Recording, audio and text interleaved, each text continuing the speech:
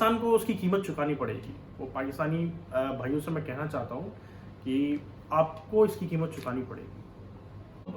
चीन के अंदर इस प्रकार से डर का है माहौल है, ये 4 देश अगर एक साथ आते हैं और कोई क्वासी मिलिट्री अलायंस है, ठीक है, इसमें देखिए किसी को कोई शक नहीं होना चाहिए जिस, ठीक है, भले ही वो सामने होके ना बोले, लेकिन कहीं ना कहीं एक मिलिट्री अलायंस की आप मतलब शुरुआत आप देख सकते हैं। अभी प्रधानमंत्री मोदी अमेरिका के दौरे पर गए, बाइडेन से मिले। क्या लगता है ऐसा कोई फायदा हुआ? क्योंकि इंडियन मीडिया में बहुत बारी चीजें आ रही हैं कि शायद मोदी का इस बार उतना भाव नहीं मिला जिस तरीके से ट्रंप के टाइम में मिलता था। आपको क्या लगता है, भारत पिछड़ चुका है? नहीं, देखिए, आई थिंक आशुतोष, इसको आप इस तरीके से देखने की ज़रूरत नहीं है, ठीक है।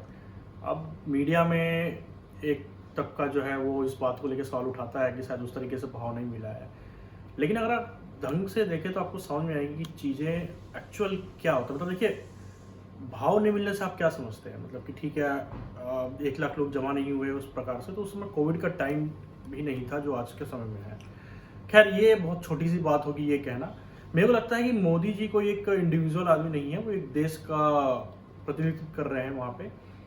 देश को क्या मिला, मुझे लगता है वो सवाल ज़्यादा यहाँ पे जायज़ है, आई थिंक। और जो मोदी जी का ये दौरा है बहुत ही सक्सेसफुल, मैं इस लिहाज से कहूँगा। सिर्फ मैं मोदी जी का नहीं, मतलब भारत के प्रधानमंत्री का दौरा यूएस का पहली बार है जो क्वाड के जो लीडर्स हैं वो इन पर्सन मिल रहे थे, ठीक है। एक तो मार्च में लोगों की मीटिंग हुई थी इसी साल, but this is the first time that the quad के लीडर जो है वो इन पर्सन, मतलब आमने सामने मिले हैं। और ये एक बहुत बड़ा पैगाम जो है पूरी दुनिया भर में गया है, खासकर चीन को, पाकिस्तान को, चीन को तो बिल्कुल ही, कि वो भारत को या इन देशों को जो है लाइटली नहीं ले सकता है। जिस प्रकार से उसकी गुंडागर्दी बढ़ रही है आशुतोष, चाहे साउथ चाइना सी हो, चाहे इंडियन बॉर्डर पे हो, या अलग अलग जगहों पे, तो वो उस लिहाज से क्वाड से जो है एक मैसेजिंग की गई है, वो एक मैसेज जो गया है क्वाड के थ्रू, वो शायद चीन को और पाकिस्तान को जो है परेशान कर रहा है। अब इमरान खान तो आए नहीं वहाँ पे संयुक्त राष्ट्र में भी, और मोदी जी ने वहाँ पे जो भाषण दिया है वो भी काफ़ी बढ़िया था, नपातुला भाषण था। उन्होंने डायरेक्टली किसी को कुछ बोला नहीं, हालांकि, लेकिन चीन और पाकिस्तान दोनों को आड़े हाथ लिया। तो मेरे लिहाज से ये जो दौरा था भारत के प्रधानमंत्री का, वो बहुत ही इम्पॉर्टेंट था, क्योंकि जिस प्रकार से इंटरनेशनल परिस्थितियाँ बदल रही हैं, चीन की गुंडागर्दी बढ़ रही है, ठीक है। अभी हमने देखा कि कुछ दिन की शांति रही थी, उसके बाद वापस उत्तराखंड में और इस तरह में चीज़ें हुई हैं। उस लिहाज से देखेंगे, क्वाड के जरिए जो है एक मैसेजिंग की गई है चीन को, वो बहुत बेहद ज़रूरी था। तो मैं इसको दौरे को उस लिहाज से नहीं देखता हूँ कि क्या उनको कितने लोग उनसे मिलने आए, क्या भाव नहीं मिला। I don't know, I mean, ये मीडिया इस तरह की चीज़ें पर बात कर सकता है, बट आई डोंट थिंक इसमें कोई सब्सटेंटिव ऐसा है नहीं। लेकिन फिर भी जो चीज़ें बनाई जा रही है, जिस तरीके से पाकिस्तान यूएन में चाह रहा है कि legitimacy to the Taliban government मिल जाए, उसकी कोशिश चल रही है। प्रधानमंत्री मोदी जब गुजरात जाते हैं सोमनाथ मंदिर पे, वो कहते हैं वहाँ पर कुछ लोग ताकत के बल पर, बंदूकों के बल पर सत्ता पर आ गए। क्या नहीं लगता क्या इंडिया उस तरीके से इंटरनेशनली हार रहा है? और पाकिस्तान की इस उतावलेपन को आप कैसे देखते हैं? देखिए, ये बड़ा ही हास्यास्पद है कि घर में खुद को खाने नहीं है, खुद की हालत इतनी ख़राब हो चुकी है, इकॉनमी तो पिटी गई है, तालिबान की वकालत करने निकले हुए हैं। मतलब इस पे आप आशुतोष हंस सकते हो कि एक और पूरी दुनिया जो है वो तालिबान के काबुल में आने को, उसको मान्यता नहीं दे रही है इस वक्त। दुनिया भर में ये मानना है कि अभी वो वेट एंड वॉच की स्थिति में है, और भारत भी पूरी दुनिया के साथ इस चीज़ पे कायम है। लेकिन पाकिस्तानियों में बड़ा उतावलापन है। पाकिस्तानियों में उतावलापन में देखिए कई कारण है। पहला तो यह है, उनको ऐसा लगता है कि तालिबान जो है उसकी पकड़ अफगानिस्तान में मौजूद होती है और दुनिया भर में उसको एक लेजिटिमेसी मिलती है, एक मान्यता मिलती है, तो उसके थ्रू जो है पाकिस्तान को है वो फ़ायदा मिलेगा, पहला चीज़। दूसरा चीज़, फिर वो चीन को अफगानिस्तान में रख के वहाँ पे जो खनिज भंडार हैं उनका दोहन करेगा, पैसे कमाएगा, मतलब दुनिया भर की शरारतें जो है वो उस प्रकार से वहाँ करेगा। उसे अपनी अपनी जागीर समझता है पाकिस्तान, पाकिस्तान उसको अपनी कॉलोनी समझता है अफगानिस्तान को, वहाँ मुदाखलत करने को अपना हक समझता है। और दुनिया देखिए देख रही है। आप अगर अमेरिका का राष्ट्रपति अगर इमरान खान को फ़ोन नहीं करता है तो ऐसा नहीं है कि कोई यूं ही नहीं करता है। कारण यही है, एक तरफ दुनिया अलहदा चल रही है और पाकिस्तान जो है वो अलहदा चल रहा है। और चीन और रूस भी जो है वो जो कि तालिबान की वकालत करते रहे थे वो भी इस वक्त जो है शांत है, लेकिन पाकिस्तानियों में बड़ा उतावलापन है। खैर ठीक है, वो इमरान खान अब उसको तो देखिए कोई समझाने वाला है नहीं, ठीक है, वो तो इस वक्त बिल्कुल रियासत मदीना बनाने पे निकला हुआ है। लेकिन मैं समझता हूँ कि पाकिस्तानी कौम के लिए बड़ा मैं दुखी होता हूँ इस चीज़ को लेके, क्योंकि इस तरीके का प्रधानमंत्री और इस तरह की सरकार, इस तरह के लोग, मतलब जिनको थोड़ी सी भी समझ नहीं है, वो जब काबिज हों सत्ता पे तो उस देश का क्या हालत होगा और आप देख सकते हैं। तो मतलब इसमें कोई बहुत ज़्यादा बोलने के लिए तो नहीं है, बट मुझे लगता है कि पाकिस्तान जो है वो गलतियाँ कर रहा है।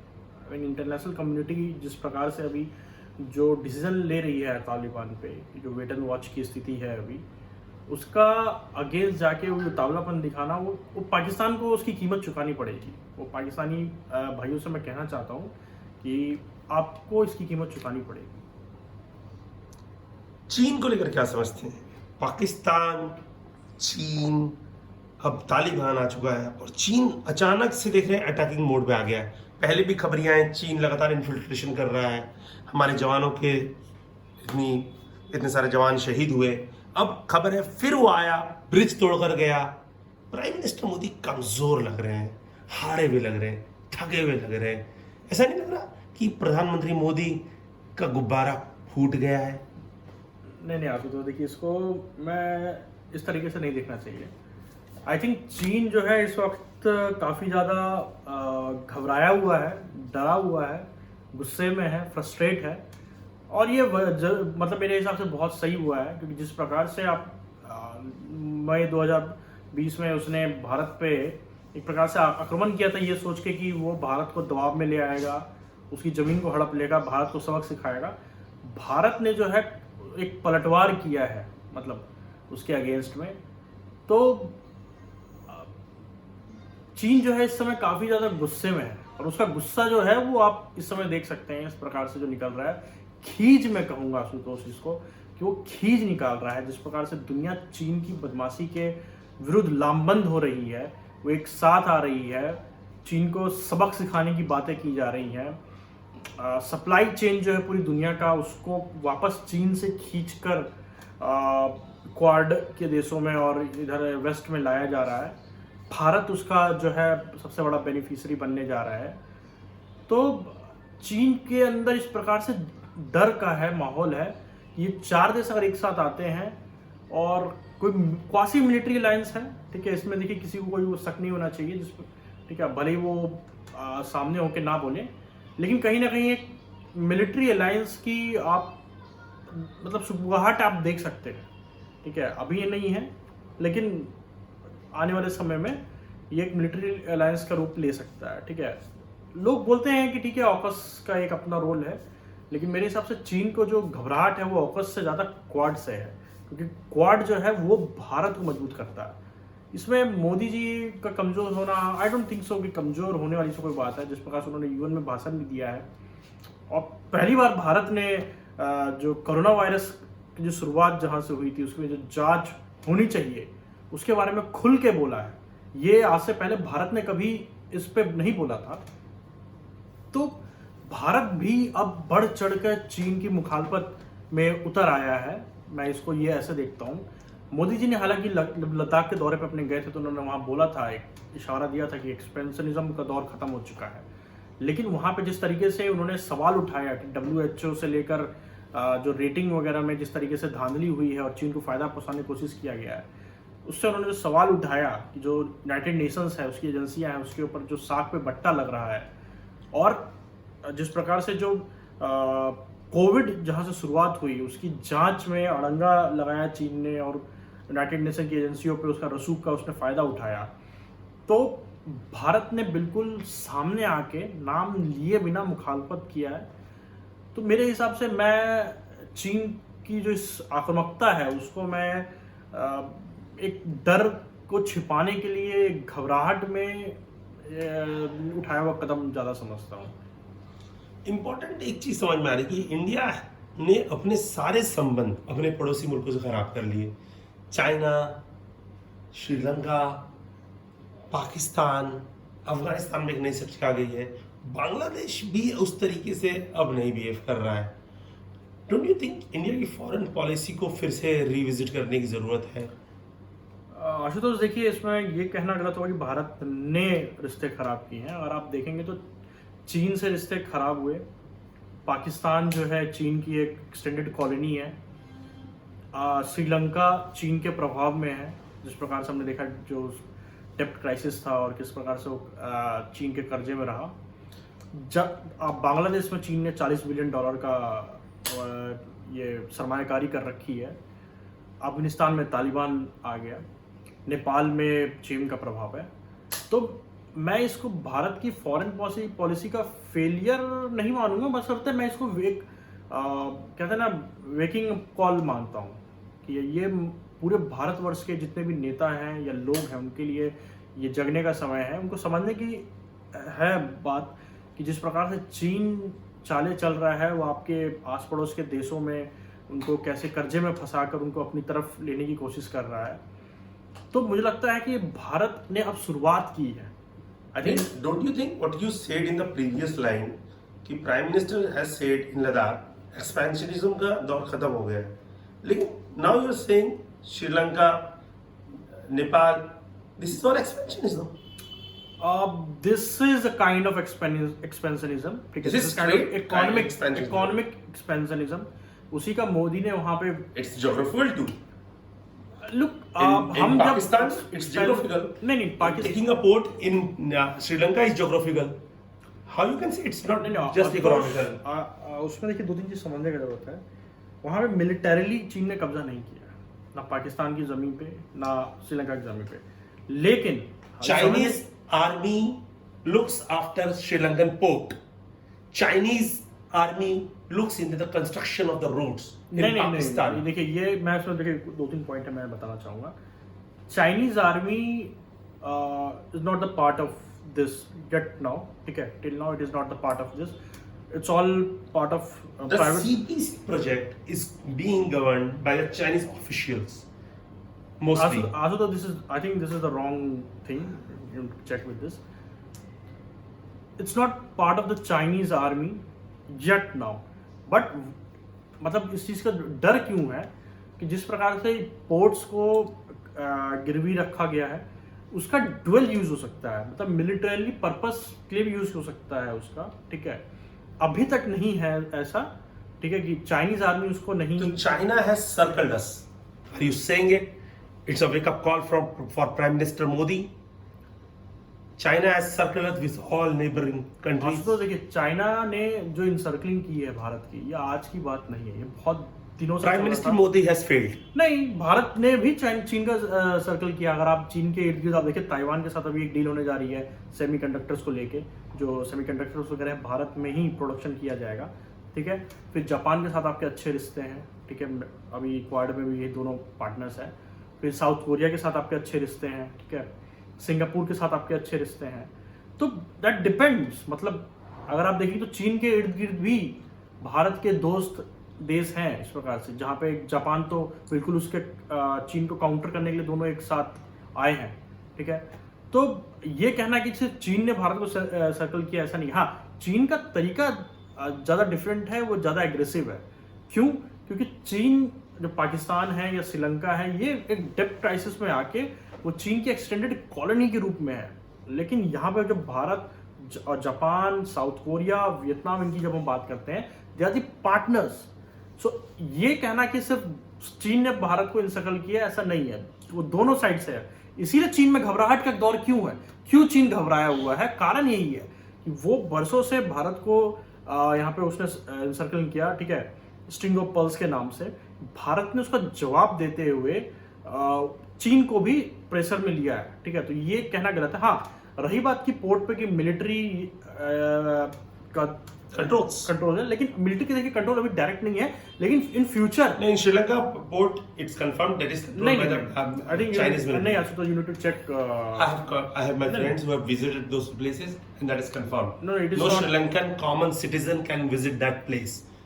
No, okay, yeah, it's okay. No Sri Lankan citizen can. And even the Sri Lankan police cannot enter without the permission of the Chinese I think officials. you need to check Ashutosh. Chinese army. Let me get into the bigger topic. Don't you think India has missed a bigger opportunity? Likewise, you have said in Nepal, due to debt, in Sri Lanka due to debt, China got place in those countries. India could have also helped those countries economically and could have got those places. Look, it's a historical bigger mistake. Look, Ashutosh, I think इसको देखने का नजरिया थोड़ा different है। मैं आपको 50 लाख रुपए दे देता हूँ, ठीक है, लेकिन आप कुछ कमा नहीं रहे हो, ठीक है, आप कुछ अर्न नहीं कर रहे हो, तो 50 लाख रुपए आप मेरे को दे नहीं सकते हो, ठीक है। India has help Nepal and Sri Lanka and but that is in terms of donations and loan also. अगर आपको पता हो हम्बनटोटा पोर्ट में अभी भारत ने उसको श्रीलंका को हेल्प किया, बांग्लादेश ने श्रीलंका को हेल्प किया, ठीक है। बट द थिंग इज कि जो भारत के आसपास के जो देश है ना, चाहे श्रीलंका है चाहे नेपाल है, यहाँ की जो रिजीम्स है they are not like democratic kind of like the India is, ठीक है।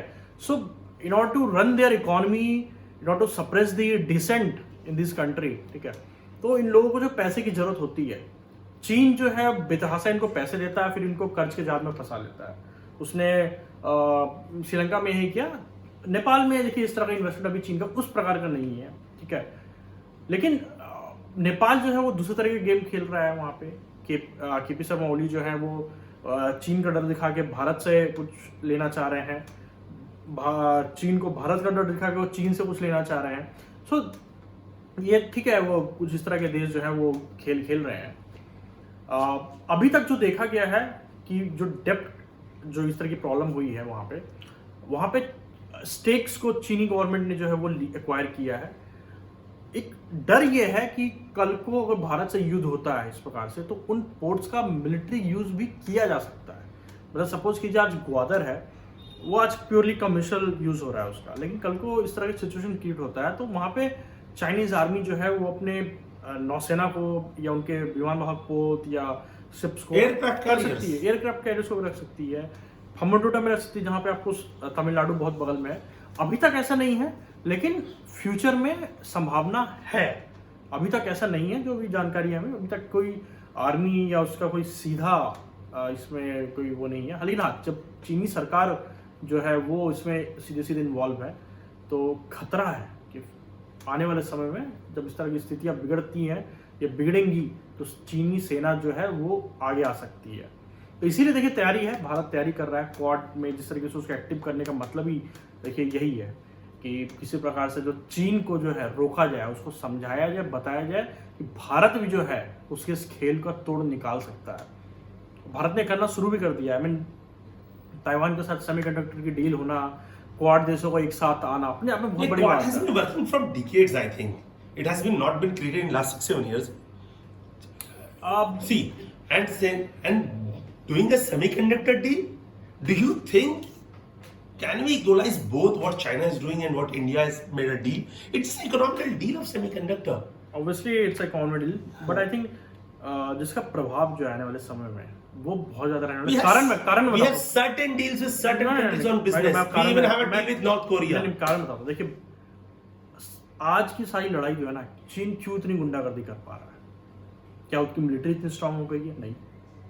$700 बिलियन अमेरिका के बजट है मिलिट्री का, चीन का $225 बिलियन है।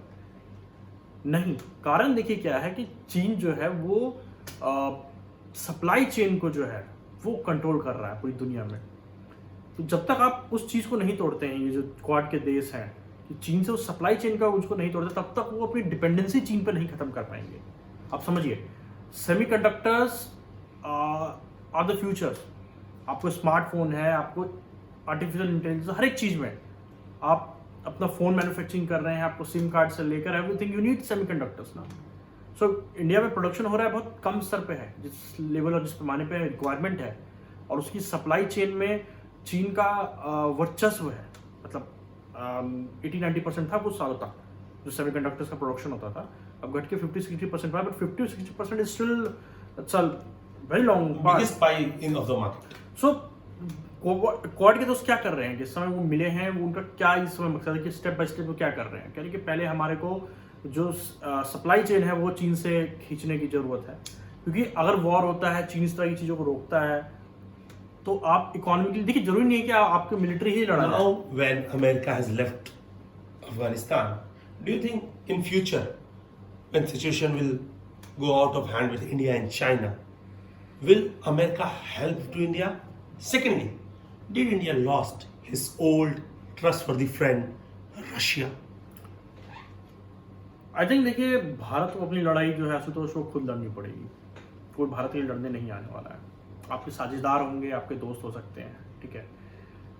रही बात रशिया की, देखिए रशिया से हमारी करीबी रिश्ते रहे हैं पहले भी, आगे भी रहेंगे, लेकिन ठीक है वो उस तरीके का गर्माहट नहीं रहेगी। कारण यह है कि रशिया के अपने नेशनल इंटरेस्ट है, और इंटरनेशनल पॉलिटिक्स में देखिए कोई एक ही चीज़ मायने रखती है, वो आपका national interest. There are no permanent friends, there are no permanent enemies. Bharat का नेशनल इंटरेस्ट इस वक्त जो है वो अमेरिका के साथ अलाइन करता है, रशिया का नेशनल इंटरेस्ट जो है वो चीन के साथ अलाइन करता है। हालांकि भारत को देखना होगा किस प्रकार से जो है वो बैलेंस कर सकता है, करने की कोशिश करनी चाहिए, बिकॉज रशिया अगर पूरी तरीके से चीन के पाले में जाता है, पाकिस्तान के साथ जाता है, तो भारत के लिए ये मतलब बहुत सही नहीं होगा। बहरहाल ये तो हो चुका है, the gas pipeline अभी has gone from Russia to नहीं, China. रशिया देखिए, वो रशिया के चीन के साथ अपने रिश्ते हाँ। हैं, वो पहले भी रहे थे, सोवियत यूनियन के दौर में भी रहे थे। In the first time after the Prime Minister Modi government, Russia and Pakistan has jointly done an armed forces practice. Don't you think it's a very huge message to India from Russia? नहीं आशुतोष हासिल, देखिए ये कोई पहली बार नहीं है। It happened in the Modi regime. नहीं ये It पहली never बार happened नहीं, between the Pakistan and Russia. It never happened before. ये पहले भी होते रहा है multilateral It never happened between Russia and Pakistan. नहीं, मल्टीलेटरल इशू ये प्लेटफॉर्म से पहले भी रहा है, तो ये कोई नई बात नहीं है। देखिए 2001 के बाद से समीकरण बदलने शुरू हो गए। पहले रफ्तार कम थी, ठीक है, न्यूक्लियर डील होने के बाद से समीकरण जो है तेजी से बदलना शुरू होते हैं, भारत और अमेरिका के बाद से। तो रशिया के देखिए अपने नेशनल इंटरेस्ट है, पाकिस्तान के साथ अलाइन करते हैं, चीन के साथ अलाइन करते हैं, आप उन्हें रोक नहीं सकते हैं। वो पहले भी, ऐसा नहीं है कि मोदी गवर्नमेंट में ही हुए, उससे पहले भी होते रहते हैं, उसके बाद भी होंगे, अब ये बढ़ता रहेगा। आपकी जो आपकी नज़दीकी अमेरिका के साथ बढ़ेगी, रशिया की नज़दीकी चीन के साथ पहले रही है। सब सोवियत यूनियन के टाइम पे दोनों दोस्त रहे थे, युद्ध भी हुआ था, चीन अमेरिका के पाले में था। आज की डेट में दोनों के जो है नेशनल इंटरेस्ट अलाइन करते हैं। पाकिस्तान के साथ आज रशिया को लगता है कि उसको कुछ बेनिफिट है, क्योंकि आप सेंट्रल एशियन जो रिपब्लिक्स हैं, फिर अफगानिस्तान को लेके, तो देखिए देशों के अपने नेशनल इंटरेस्ट है, वो आप अपने हिसाब से एडजस्ट करोगे। लेकिन भारत को जो है ये समझना होगा कि उसकी लड़ाई जो है वो उसी को लड़नी पड़ेगी। कोई भारत के लिए आके लड़ेगा नहीं। जो भारत के सामने सिचुएशन है आज की डेट में, जो 2 फ्रंट वॉर की बात करते हैं या जो खतरा मंडरा रहा है, उसे भारत को खुद डील करना पड़ेगा। उसके लिए ज़रूरी है भारत जो अपनी इकॉनमी को ठीक करे, अपनी मिलिट्री मॉडर्नाइजेशन जो उसको स्पीडअप करे, ठीक है, बेरोजगारी है इसको ख़त्म करे, जो अपने अलगाववाद है उनको ख़त्म करे, इंटरनल जो इस तरह की प्रॉब्लम्स हैं उनको ख़त्म करे। क्योंकि जब आप मिलिटरली स्ट्रांग नहीं होंगे, इकोनॉमिकली स्ट्रांग नहीं होंगे, तो आप इन चीज़ों का सामना नहीं कर पाएंगे। आशुतोष जरूरी है। We want to wrap up this talk, but I just want to have a last rating question. The kind of government and the foreign policy Modi has been running, what you will rate him in out of 10, taking the situation, how they handled Taliban, diplomatic talks, China controlling China, and Pakistan. देखिए Ashutosh, Do you have to rate it out of 10? No literature, nothing. Just rate him out of 10. No Ashutosh, I don't think, look मैं explain कर रहा हूँ। It's not कि इतना आप black and white में इसको जो ना देखिए कि हाँ Then rate him out of 10. You have stated everything earlier in this talk. I just want to rate him out of 10. Look, rate Prime Minister Modi and his foreign policies. Rate him. Look Ashutosh, I think अगर foreign policy की बात Rate him out of 10. Let Just me end it. speak. Just end it. Let No, me speak. you have spoken. Let me It has been 20 minutes. आपने अपना question दिया. I'm rating out of 10. Look, I am saying I will rate, but I am saying that आपने अपना question Say the number first, then you explain. Say the number first, then you explain. I think ये concept नहीं है. Please understand. Okay. So what I am saying now, ये concept नहीं है. मतलब please try to understand what concept was. So मेरा कहने का मतलब ये है कि देखिए रेट करने से पहले हमें ये देखना पड़ेगा किसी प्रधानमंत्री को. अगर आप मुझे बोले मनमोहन सिंह को फॉरेन पॉलिसी में रेट करने के लिए, तो मैं उनको 8 आउट ऑफ 10 दूंगा. द रीज़न बिंग इज उनके टाइम में जो चैलेंजेस थे और जो उनकी अपनी मजबूरियां थी, जो उनके एक जैसे बोलते हैं कॉलिशन गवर्नमेंट में रह के जिस प्रकार से उन्होंने एक लैंडमार्क डील को करवाया, जो न्यूक्लियर डील थी, जिससे आज हमें समझ में आता है जो अमेरिका और भारत जो थे नज़दीक आए. अमेरिका के साथ डिफेंस डील्स की शुरुआत उन्होंने की थी. ठीक है, तो वो जो दौर था उसमें जो चैलेंजेस थे उस लिहाज से मैं उनको 8 दूंगा 10 उसमें. और अब मोदी गवर्नमेंट में हम आते हैं. जब मोदी गवर्नमेंट की जब बात करते हैं कि चैलेंजेस यहाँ पे भी अभूतपूर्व रहे हैं. ठीक है, मतलब कोरोना आया, चीन लगभग 40 साल बाद इस तरीके से जो है आक्रामक हुआ आपके विरुद्ध, पाकिस्तान से आपको चैलेंज मिला, और पूरी मतलब विश्व बिरादरी में अगर आप देखें पूरा जो उथल पुथल मची हुई है इस वक्त. तो आपने पूछा मेरे से कि हम क्या उनको रेट दे देंगे, तो मैं उनको 8 आउट ऑफ 10 रेट करूंगा. The reason being is the kind of challenges he has faced.